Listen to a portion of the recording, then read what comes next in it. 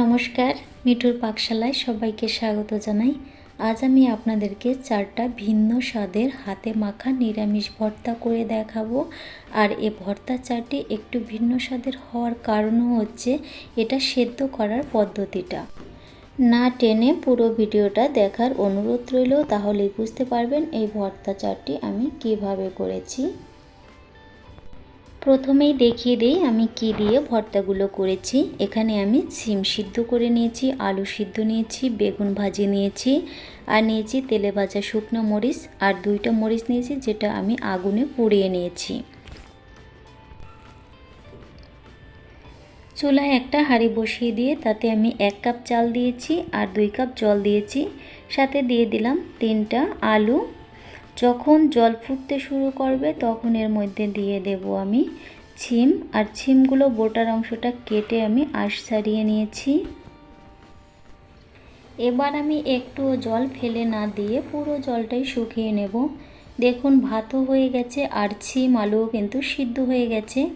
এভাবে ভাতের মধ্যে সিদ্ধ দিয়ে তারপর ভর্তা করলে এর স্বাদ কিন্তু একটু অন্য রকমই হয়। বেগুনগুলো লবণ ও হলুদ দিয়ে মেখে তারপর সর্ষের তেলে একটু লাল লাল করে ভেজে নিয়েছি।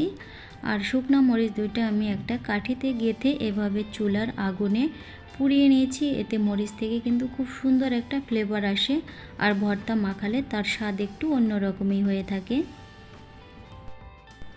প্রথমে আমি আলুর ভর্তাটা তৈরি করব। এর জন্য আলু থেকে আমি কিন্তু খোসা ছাড়িয়ে নিয়েছি।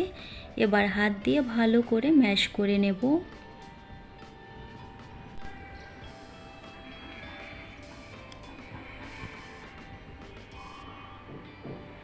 আলু মেখে নেওয়া হয়ে গেছে, দেখুন একটু আঠালো মতো হয়েছে। এখন এর মধ্যে আমি 3টা তেলে ভাজা মরিচ নিলাম, স্বাদ মতো একটু লবণ দিয়ে দিলাম। এরপর মরিচ আমি গুঁড়ো করে নেব।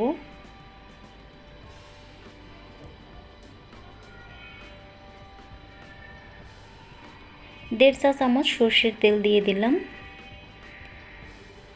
এখন সব কিছু মিশিয়ে নেব।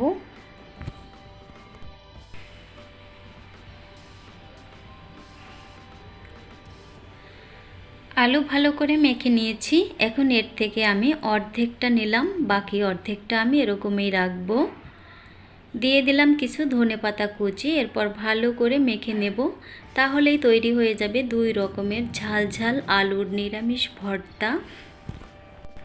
ভর্তা একটু ঝাল ঝাল খেতে বেশি ভালো লাগে, আর লবণের পরিমাণটাও কিন্তু সঠিক রাখতে হবে। এবার চলে এলাম ছিমের ভর্তা করতে। সিমগুলো হাত দিয়ে একটু মেখে নেব।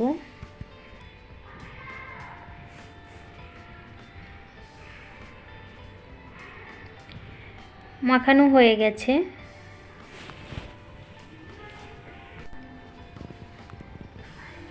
এখন এর মধ্যে আমি একটা আগুনে পোড়ানো মরিচ দিয়ে দিলাম, সাথে দিয়ে দিলাম স্বাদ মতো লবণ। এবার একটু মেখে নেব। মরিচগুলোতে ভীষণ ঝাল বিধায় আমি একটা দিয়েছি। এবার ভালো করে মেখে নিলাম।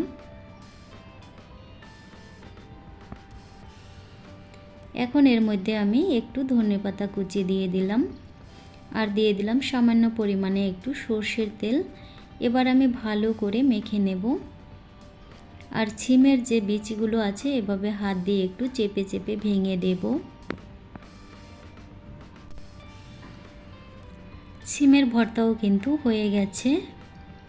এবার আমি তৈরি করব সবশেষ বেগুনের ভর্তা। সাথে নিলাম 2টা তেলে ভাজা মরিচ আর একটা আগুনে পোড়ানো মরিচ। মরিচগুলো প্রথমে আমি এভাবে গুঁড়ো করে নিলাম। এখন আর আমি একটু লবণ দেব না, যেহেতু লবণ হলুদ দিয়ে আমি বেগুন ভেজে নিয়েছি। ভালো করে মেখে নিলাম।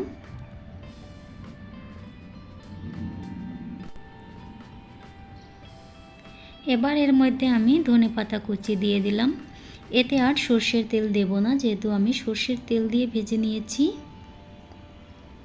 বেগুনের ভর্তা কিন্তু একদম প্রস্তুত। এবার আমি পরিবেশন করব 4টা ভর্তাই। এই 4টা ভর্তাই কিন্তু আমার কাছে ভীষণ ভালো লেগেছে, তবে একটু ভিন্ন স্বাদের হয়েছে ছিমের ভর্তাটা। যে কোনো নিরামিষ দিনে আপনারা এই ভর্তা চাটটি ট্রাই করে দেখতে পারেন। আশা করি আপনাদের ভালো লাগবে। আর যদি ভালো লেগে থাকে প্লিজ একটা লাইক করবেন, শেয়ার ও কমেন্ট করে পাশে থাকবেন।